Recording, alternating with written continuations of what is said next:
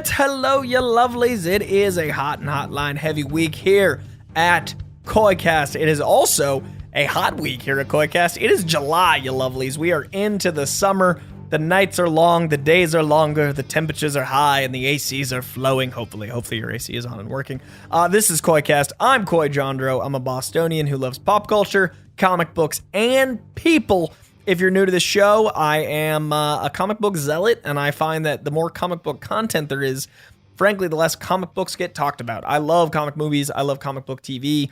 But I feel like comic books are a lost art, so I'm trying to bring that back to the mainstream. I'm joined, as ever, by my faithful producer, the man that makes this the quality. It is not my quality. I can't help you there. It's just you're here, frankly, and I thank you. I try. And yeah, he makes me sound good, and whatever else happens isn't on him. How you doing, man? I'm doing all right. I'm producer Jake. Producer Jake. You didn't say my name.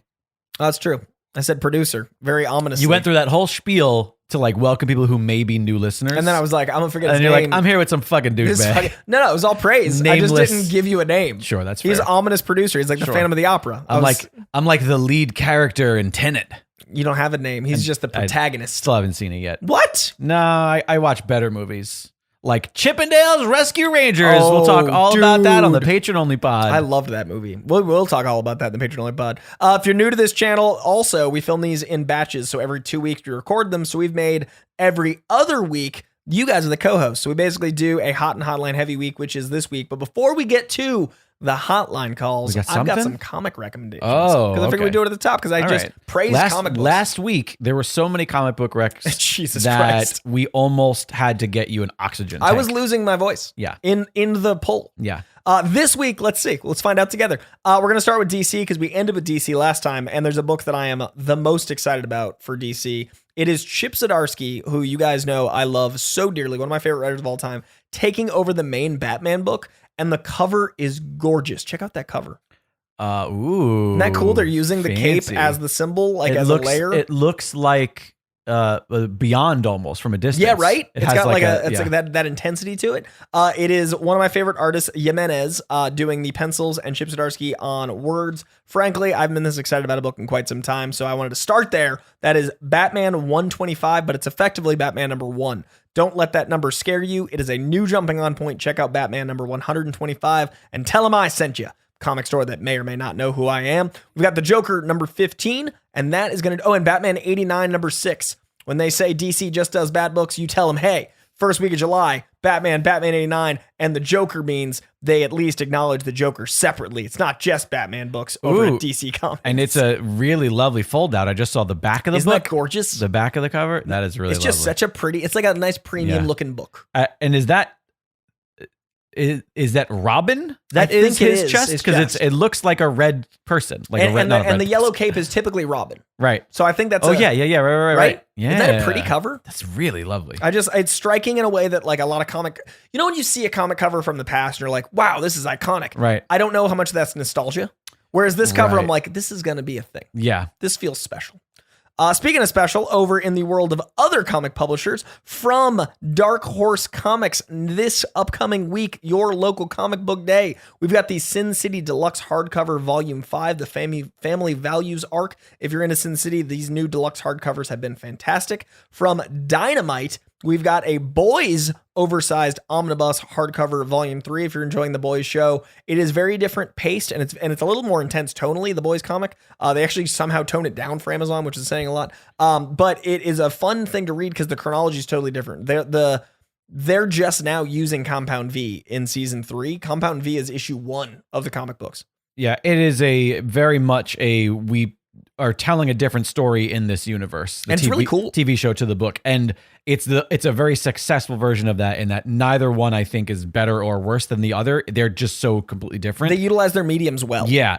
I think that if the show was as raunchy and irreverent as the book was, it wouldn't be as effective when it goes push the limit. In the satire. Agreed. The satire and the sort of tongue-in-cheek of some of the messaging of the show would be completely lost if they were just as gratuitous, as sophomoric as the book is. But the book needs to be sophomoric because it keeps your attention because it's longer form. Also, just because that is more the point of it. Right. It's a different kind of satire. It's satiring different things. It's like, I think when The Boys first aired and we were first talking about it, we live in a different government with different politics. It was satirizing 2006. Exactly. You're not satirizing 2006. Yep, exactly. So, and they're both incredible. So really good. I highly recommend both for you guys. Are you up to date on The Boys? No, we haven't started the new season. Okay. yet. When you do, let me know. We'll catch up there. Over at Image Comics, for my money, Image Comics, you can pick up almost any number one, and it is like an 80% chance it's bitchin'. So I try to recommend every number one, and that is definitely the case with Closet number 2. I loved issue 1, which came out last month. Highly recommend checking out 1 and 2.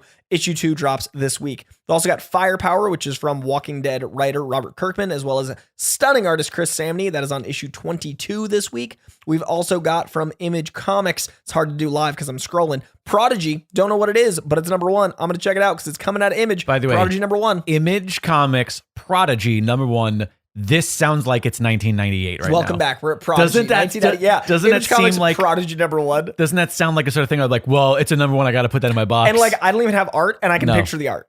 Sure. Because it's Image Comics Prodigy number 1. Yeah. It's a Silvestri book. Gotta be. Right. Prodigy. Yeah. I can see the lead with the dark hair flowing and like there's lots clothes. of like metal and gothic. It's very 80s side of the van.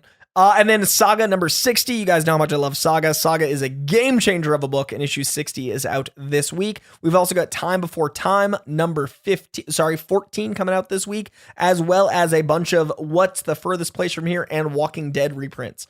From Marvel, we've got Amazing Spider-Man number 5, Avengers Forever number 7, Black Panther number 7, Carnage number 4, Captain America Sentinel of Liberty number 2, Ghost Rider number 4, Jane Foster Mighty Thor number 2, King Conan number 6, Legion of X number 3, Sabretooth number 5, Strange Academy number 18, Thor number 25, a second printing, What If Miles Morales number 5, and Excellent number 5. Okay, that was still a lot of comics less than last week, though. That was manageable. I feel like I can actually read all those. All right. Hotline callers? We do have some hotline calls, but before we get to it, we got to do the thing that you do in the reality TV. We do a little teasing. We got to let them know our current unpunchable gift horse of June, Jacob Wood, is he's in the running to lose that. He's in the running to lose that. He might be getting punched by the end of this episode. Poor guy. Because that's what we do with people who we swear them out, we'll punch them. Glue. Oh no. Yeah. They become glue. That's it's really dark. sad. This it's really poor sad. Glue week. But anyways, at the end of this episode, we will be selecting the unpunchable gift horse for July. Might be Jacob again, might not. If you're listening to this and you're not a patron, it is already too late for you. But it's not too late to become the unpunchable gift horse in August. So make sure you're going over to patreon.com/KoiCast. Become a patron of the show. There are so many fun tiers. You get access to lots of really fantastic stuff like the bonus Patreon exclusive show. You get a discount on merch. You get entrance into the giveaway, all sorts of fun stuff. So we'll be doing that later today. And it is a really cool patron pod because Jake has gone through and organized all of it. So if you've never listened to it, you can literally find any movie we've talked about in the last 2 years. Very searchable, yes. Very searchable, as well as all the new stuff, including we'll be talking about all the upcoming shows like Miss Marvel, as well as the movies and everything else. So we think it's worth it. Yeah, it's real fun. And there's like 100 episodes of the patron only pod. It's preposterous. Yeah, just like these phone calls. Hey, KoiCast, this is Masked Llama of the Legendary Fighting Federation, and a wasp just flew into my apartment, but I'll deal with that in a second. Right now, I was curious if you, Koi, if you listen to any of the superhero podcasts that come out. I know that like Marvel does some, I think DC maybe as well. I was just curious. Anyway, have a good day. I gotta go chase down a bug. Bye.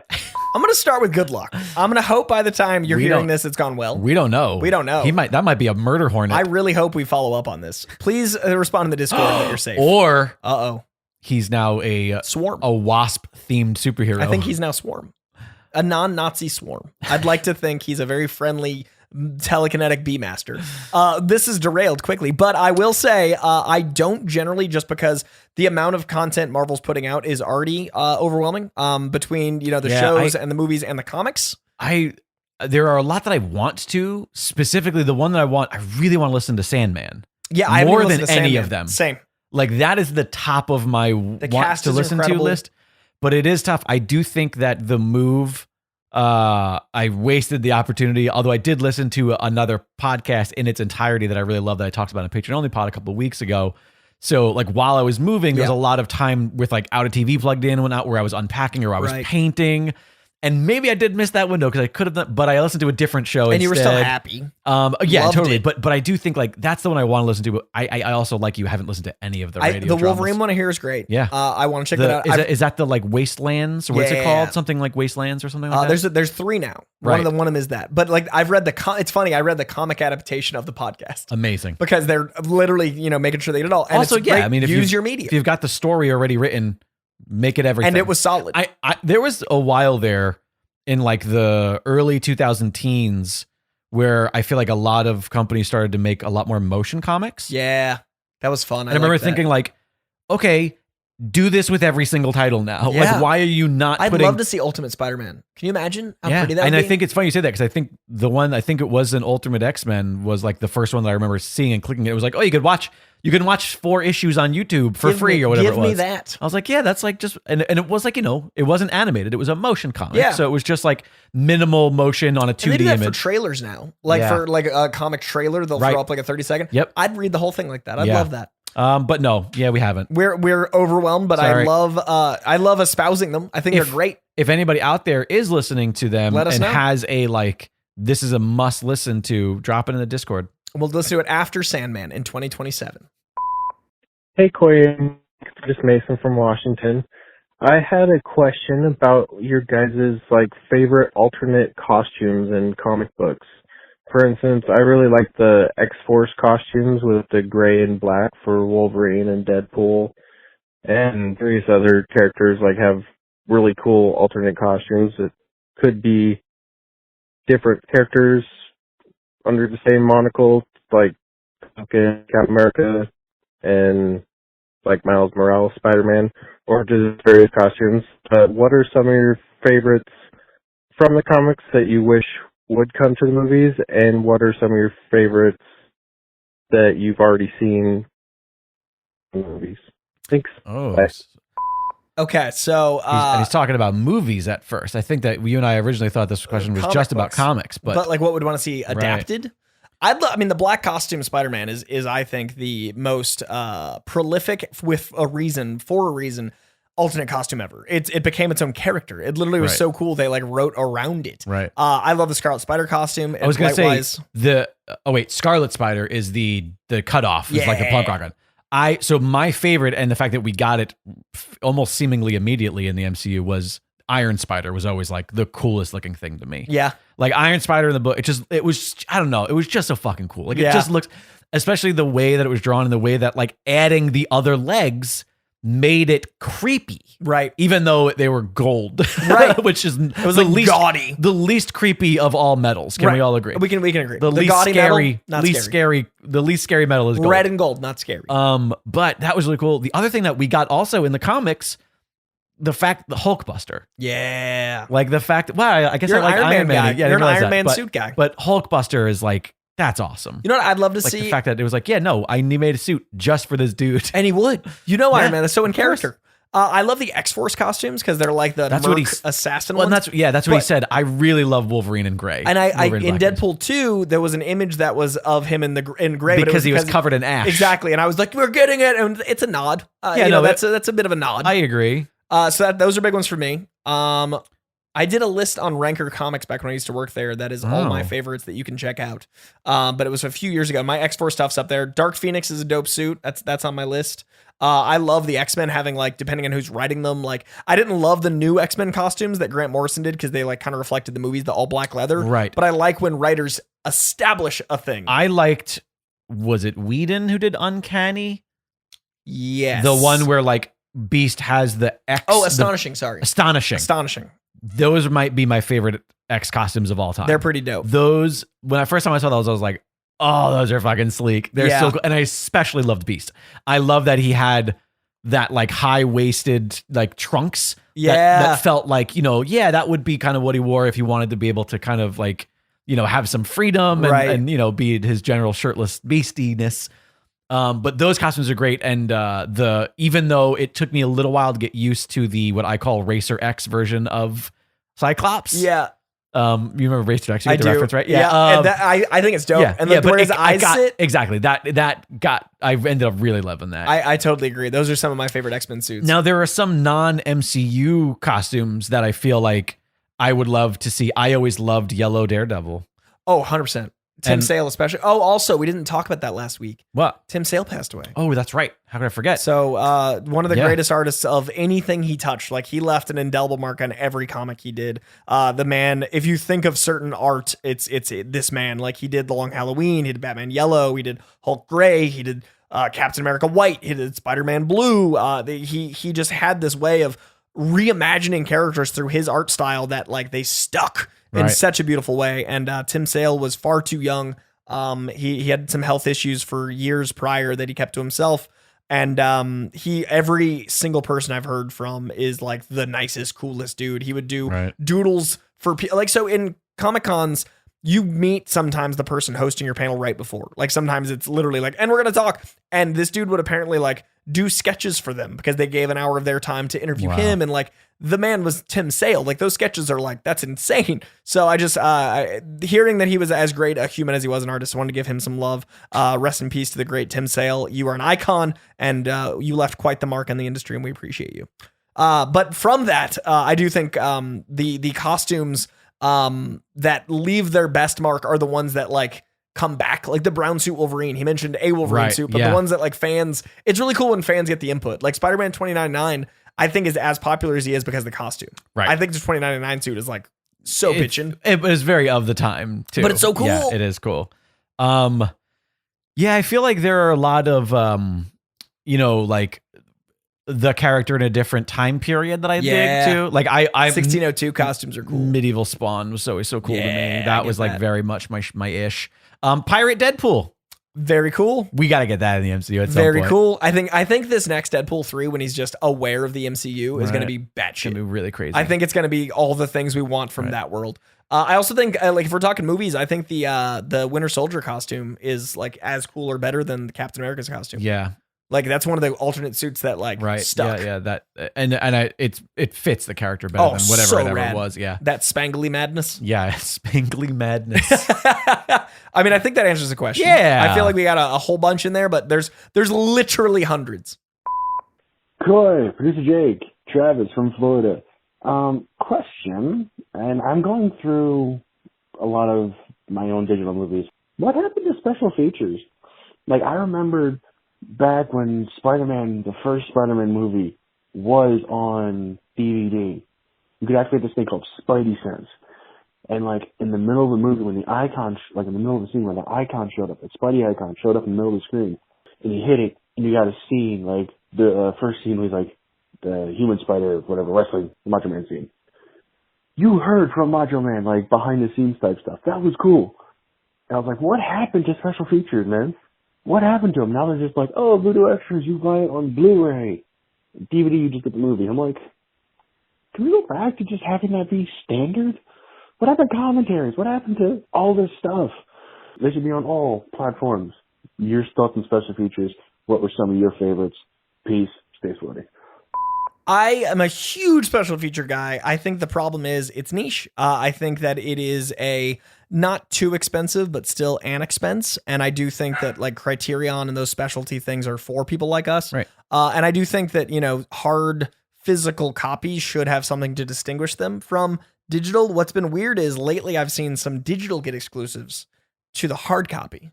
And that's like a really weird reversal of like the same people that want hard copy, the ones that want special features. The people that don't mind digital are the ones like, what are you doing, studios? Right. So my big issue is when, digital gets stuff exclusively, because that doesn't make any sense. Right. Although, I mean, I also think that it is, like you said, an expense thing. Like it costs money to make anything. Right.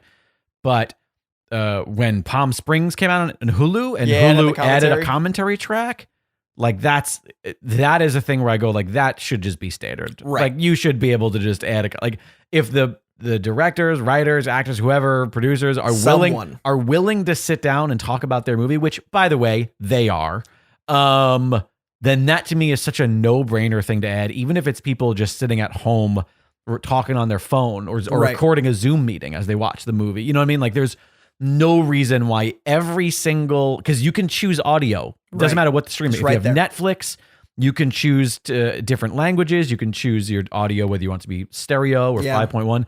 Add in audio with commentary to everything that's available, and I will eat that shit up personally. To this day, you asked about favorites. Fight Club has 4 audio commentary tracks. Chuck Palahniuk is on one. David Fincher's on one. David Fincher with the actors is on one. One of them, I think, is the screenwriter. And all of them are exceptional because they're such different journeys, because that makes people realize how much goes into filmmaking when you've got 4 separate tracks that are all uniquely entertaining, because the author's going to see the movie from his lens of having written the book. The writer of the movie is going to have that lens from like him adapting the book. Right. The actors on set with Fincher have a different experience. So it's a really unique way to experience what it is to filmmake, as well as re-experience your journey watching the movie.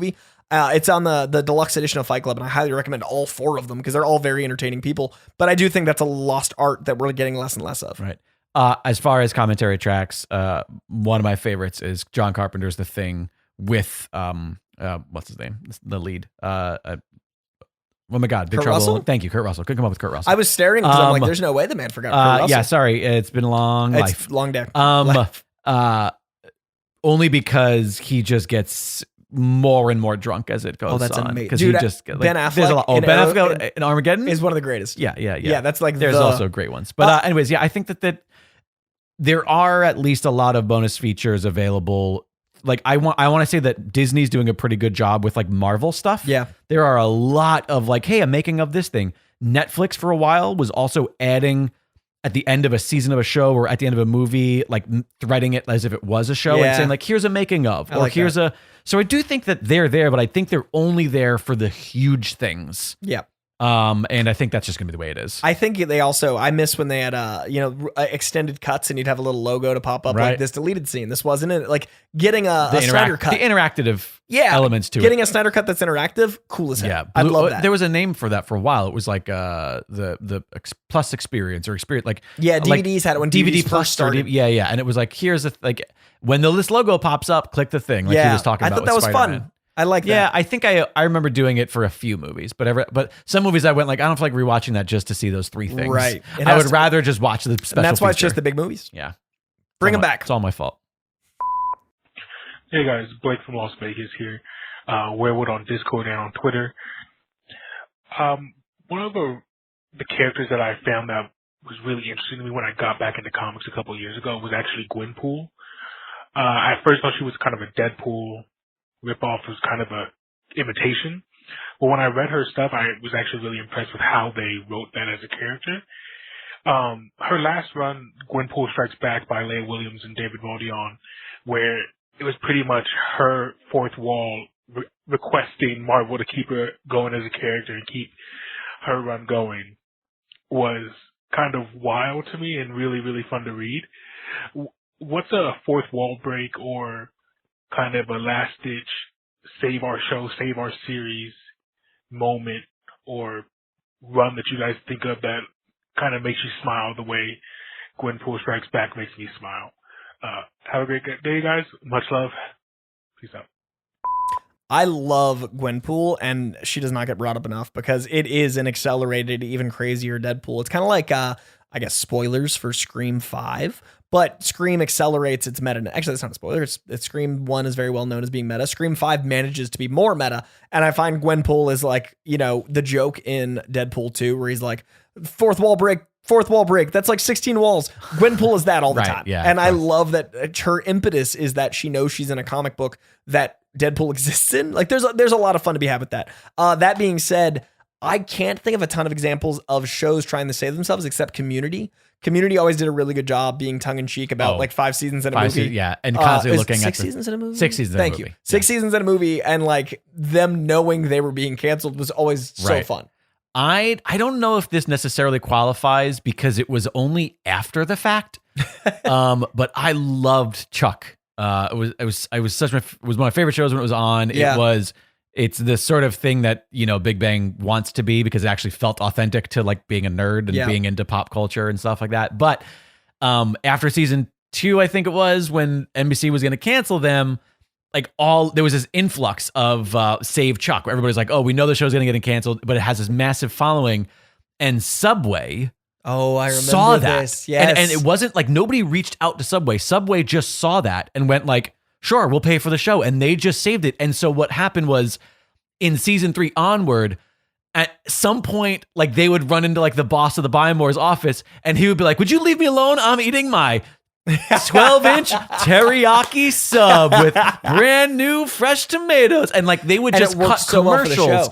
They would just cut commercials and and they didn't try to hide it, which is what made it so funny. Yeah. And instead it was that they were constantly being like, man, I got to go to the Subway and meet this guy. And you're like, why the Subway? And it's like, because Subway has a 1-foot-long sandwich for $5. Oh, like, I love that and so much. It's kind of after the fact, but it was so direct and it was so like, yeah, we're only here because this product. Please, everybody go buy a Subway sandwich. Good for Subway. And I just remember thinking it was the funniest, best way to do that. Yeah. Versus just like, oh, the irony being that like Yahoo saved Community and it was like, maybe it should have just ended. Maybe not. Whereas like Chuck got to be really good and still end in a way that was very satisfying. Yeah. And like, while selling Subway sandwiches. And that's so genius. Yeah. Speaking of Community, actually, Deadpool, the Donald Glover show that died, he released, did you ever hear about this? He released a 4-page script. I remember that. So he released a 4-page script and it was meant to be like from the show, but it was actually all written clearly that day because it used like 5 news headlines from that day. Right. So it was a fourth wall break saying how good the show would have been because of how funny it was. And it's Deadpool and he like leaked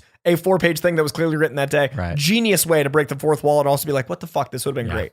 So that's probably my all-time favorite is Donald Glover being like, hello, I am the internet. Here is this thing. Hey there, boys. How you doing? It's Ben from Montreal. Here's the question. What movie did you watch while you were younger that held such an importance, such a reverence to it? And growing up, you realize that it wasn't that popular. People didn't like it that much. But because you hyped it so much, when you actually got to show it to somebody, they got it. And they're into it.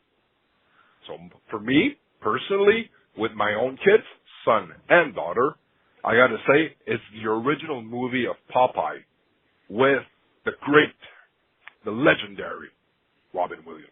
I have loved that movie my whole life. I love the city. I love the floating island. I mean, it's amazing everything they were able to do in such a small budget and a low time to be able to put it out. So that's my choice. That's my movie. I love it. Will always love it. Even if people dislike it, I do not care. Coy, Jake, what movie would you choose? I hope you guys are good. Have a great convention season. It's about to gear up. I hope you guys will be staying safe. And thank you for existing.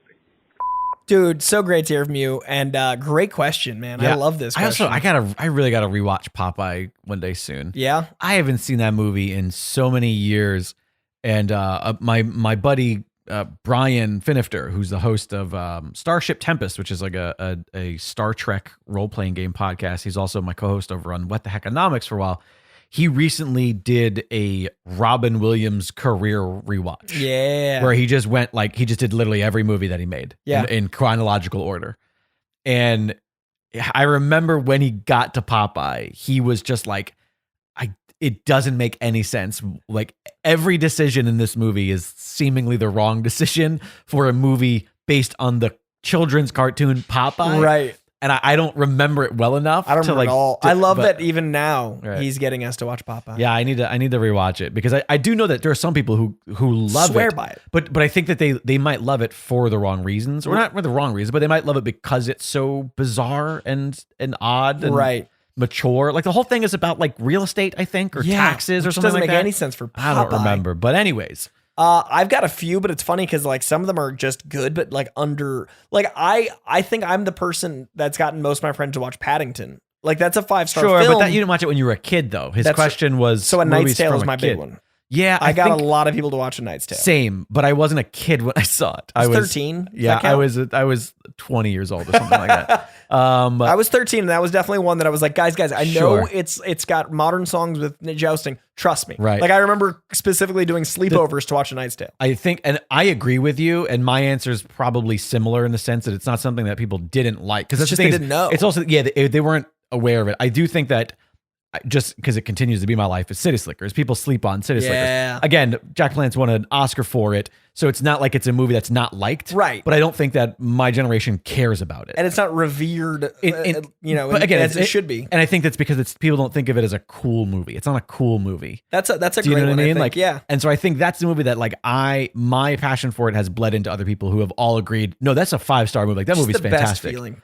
The other thing that I can think of, and again, I don't know that it's necessarily a movie. I know that's a movie that people do love. Mm-hmm. So it's not necessarily a case of a movie that I realized wasn't that good. But I remember watching Teenage Mutant Ninja Turtles and 90 Teenage Mutant Ninja Turtles with Alexandra and Zen Zenith, co-founder of the network, one night after recording of the House Show. And Alexandra had been like, I think that she generally believes when I tell her that something has value. Yeah. Right? Like I think that she takes me seriously and she takes my opinion on films seriously for the most part. So I don't think that she was like thinking, oh, okay, whatever, just how could this be good?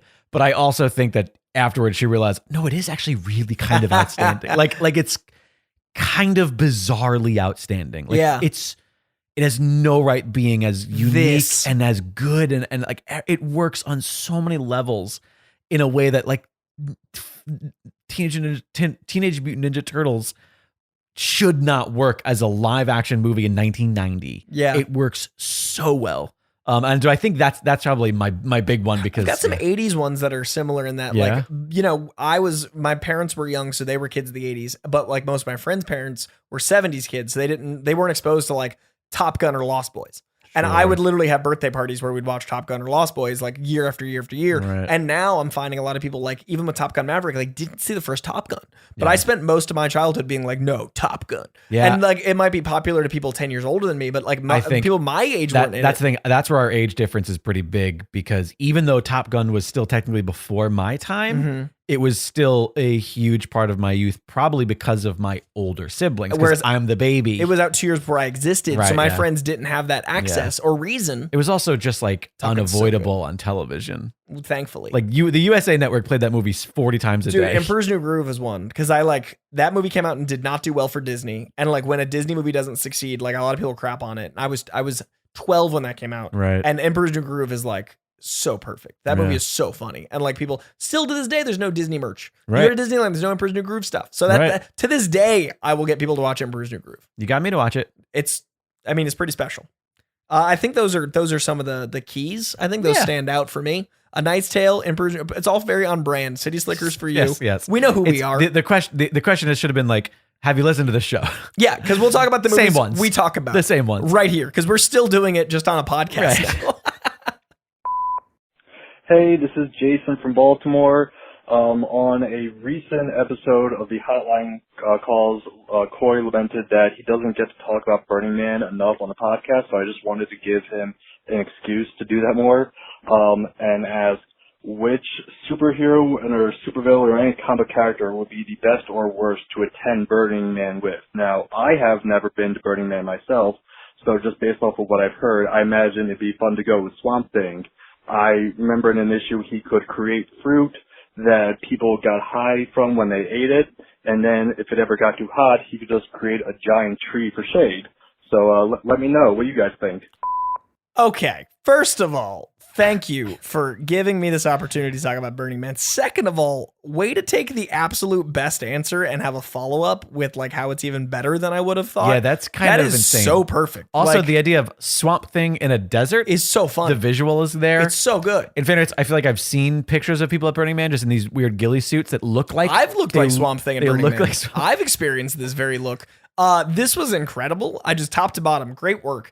I love the idea of Batman at Burning Man because like he'd be so angry and curmudgeon-y, but he'd also have like any gadget to like save the day if someone got sick or was, Would he like, have? Where impaired. would he put the gadgets? I Is he I wearing picture his him in utility just belt? the utility belt, like maybe bat thong, but like pretty minimalist, and the mask. So he's just in the mask and belt and like, you know, Okay. with the undie cut out like Superman. Right. That's all he's wearing.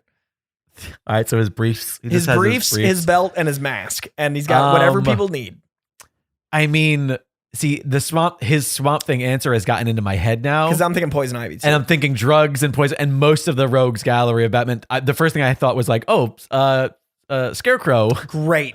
Love it. Would just go out drug there, use. would just go out there and just like, people would just be tripping balls. Just having a vibe, But man. he would just be giving people bad trips, though, based on, because his is all about like seeing horrific things. That's very negative. But you know what, though? Good Maybe, vibes, bro. maybe that's like the one week where he goes out and he just goes like. Maybe he needs to let some steam off, too. Right. Exactly. Like, that's where he goes. Mr. Freeze would do very well. He would be so hot. Yeah, but he's inside that thing. Oh, he's golden, thing. and then he Sure. can also help others. Because a lot of the best camps, the ones that are most popular, are the ones that have like freeze tunnels. Where you would like get colder. That's true, but I would only want to see the Batman and Robin Schwarzenegger Mr. Freeze. That one just crushing ice, just doing great. Yeah, the Schwarzenegger Mr. Freeze at Burning Man. It's like a tent that he builds an ice rink in because for some reason they all ice skate. They need that. You know who I think would do the worst there? Who? Butcher. He would hate it. Exactly. Him in that trench coat, refusing to take it off because he doesn't want to cool down. He and would he's be just so mad at everyone. That's me. I would be just Oh no, Butcher. you're 100% Butcher. Like you are Butcher at Burning Man because Butcher at Burning Man would be the worst. I love the idea of Carl Urban just angry at Burning Man. Let's see who else would be a fun Burning Man person. I feel like Jean Grey would thrive. Jean Grey, like most of the X-Men just seem like Burning Man types. Oh, 100%. There's a reason Krakoa exists. The Yeah, current exactly. X-Men The Krakoa is just comic book Burning It's just Man. Burning Man. Yeah, if you want to know what comic book Burning Man is like, read the current run of X-Men because clearly the X-Men writers are like, these people are burners. Also, a lot of X-Men writers are likely burners. I've said on a show previously that the way to beat Spider-Man is just bring him to the desert because Spider-Man would not do nothing well. defeats Spider-Man like not having buildings. Like running on a playa. Just nothing to web An ancient on. lake bed in Spider-Man. So honestly, it would be his way to like really disconnect from his responsibility. Yep. You know who would do well though? Who? Mary Jane. Like an actress out there trying to like let her sure. hair down. She'd be a sparkle pony though. She'd be taking like hella pictures on a Friday. Oh, wait a minute. What do you got? I answer him for a lot of things. What do you got? But as far as having a friend, a lesser known X character that would be a really good asset at Burning Man, 100% your guy. Forge would He be can great to invent have. whatever you need. You just be like, hey, not to mention like the crazy things that people build, like the cars. If and the there's beasts. one character that's rapid self-reliance, Right. radical self-reliance is Forge. The character's power is the Burning Man credo. Right, is Radical literally self-reliance. radical self-reliance. I love that you just Forge would named be the guy great. that is the guy who would thrive. That is perfect. You know, I also think that there are plenty of the sort of god mythos characters that you just go like they look like they're already like the Thors, the Hercules. They look like burners. Wonder Woman looks Mullet like a Superman. Mullet Superman. He'd do well. I like that You for mean him. by Mullet Superman? You mean Nick Cage? Nick Cage as Superman at Burning Man. Yeah, I feel like, but Thor you know would what I mean? do Like, well. Thor and Wonder Woman, any of the sort of like people that are from a mythos, Right. That are Because they're already established. Anybody in this. who's rocking swords and sandals, They're doing fine.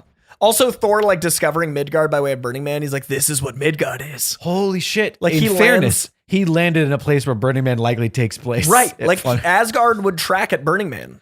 Could you imagine all of the people as like the Rainbow Bridge appeared, like that rainbow? They like, wouldn't know what reality was. it would be everybody would just be high on Swamp Thing shit, and they would Yeah. just be like, "What is happening? What are these Warriors 3?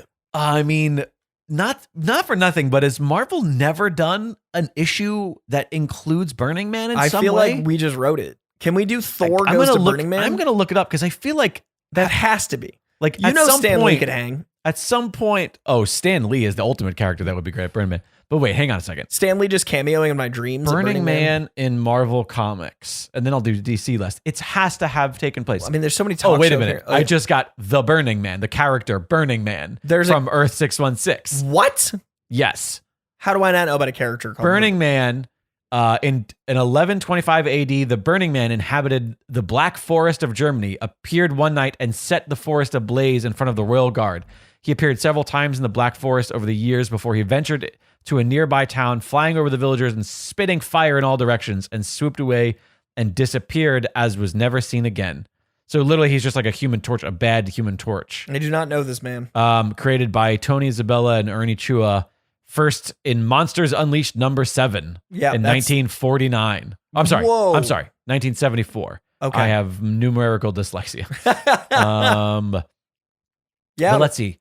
Charles Burning Game. Yeah, this was a hard thing to search.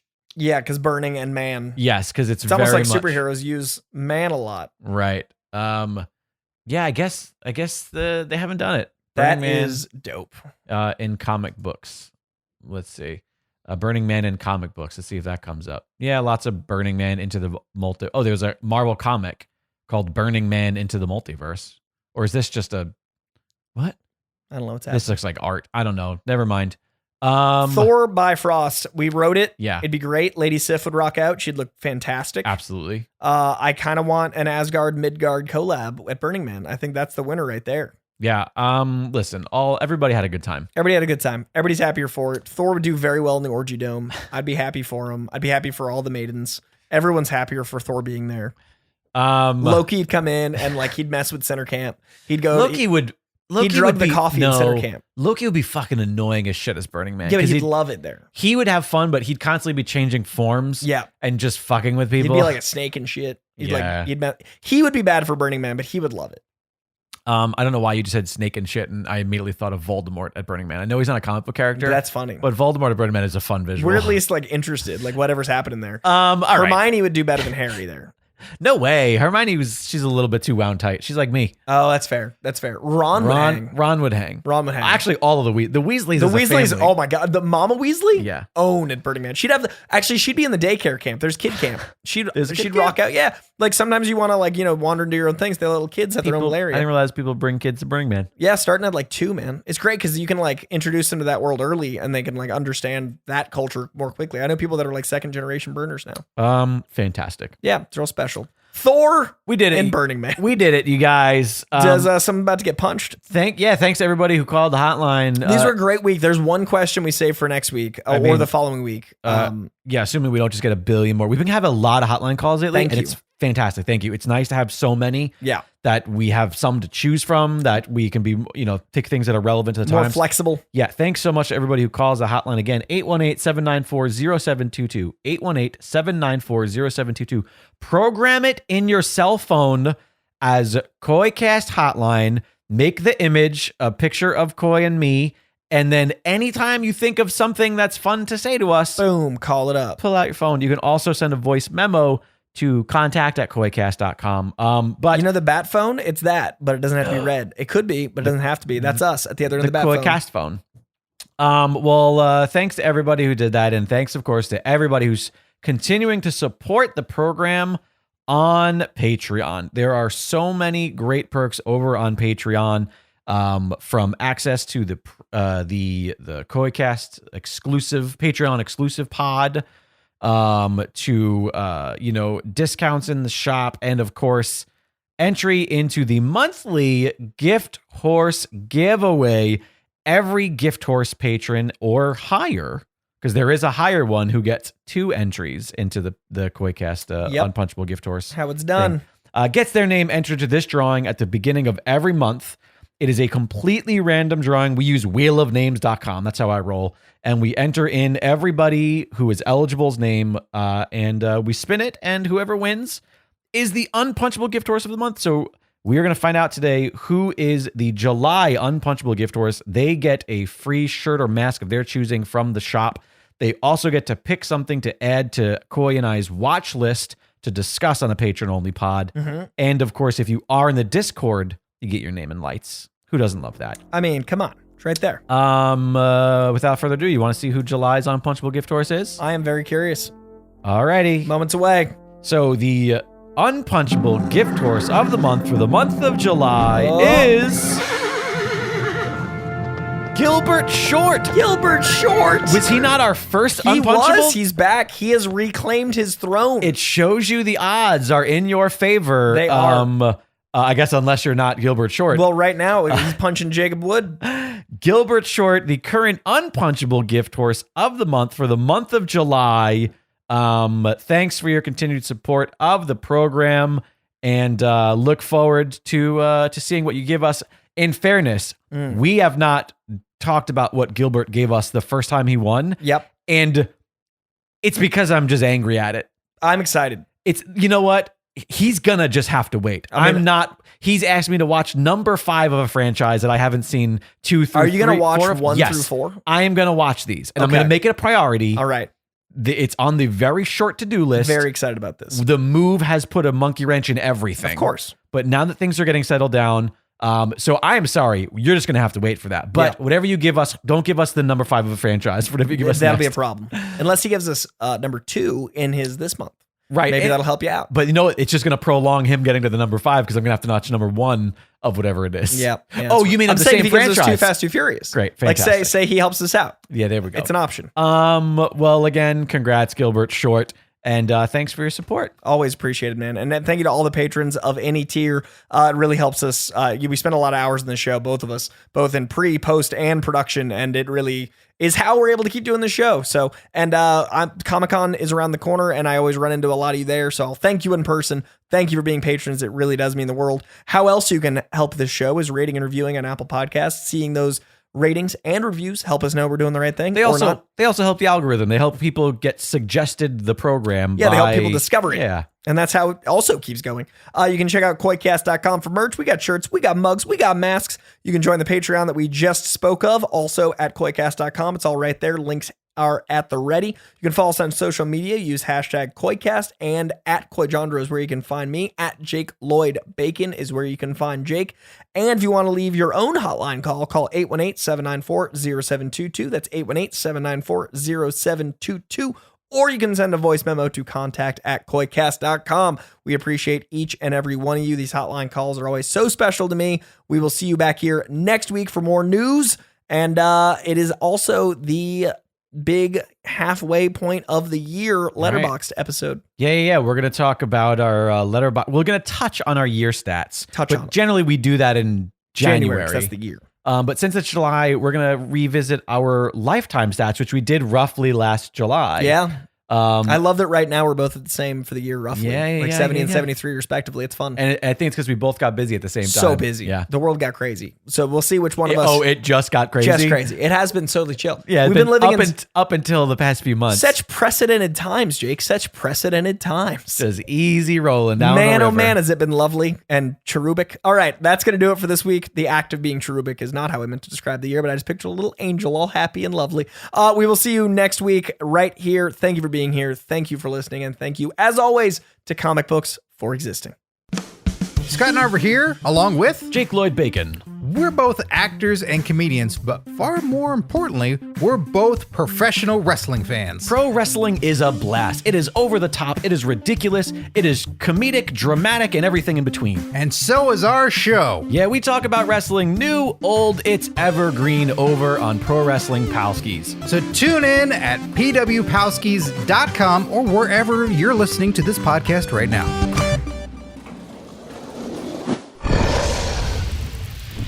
Dragon Wagon.